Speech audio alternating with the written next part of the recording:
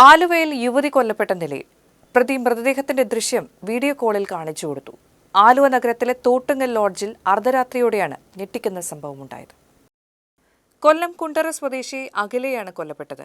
ഇവരുടെ സുഹൃത്ത് നേര്യമംഗലം സ്വദേശി ബിനുവിനെ ആലുവ പോലീസ് കസ്റ്റഡിയിലെടുത്തിട്ടുണ്ട്.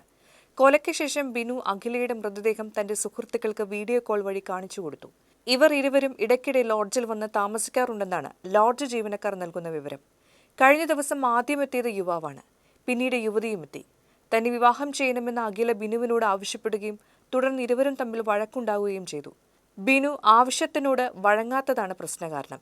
വഴക്കിനൊടുവിൽ അഖിലയെ ഷാൾ കഴുത്തിൽ മുറുക്കി ബിനു കൊലപ്പെടുത്തുകയായിരുന്നു.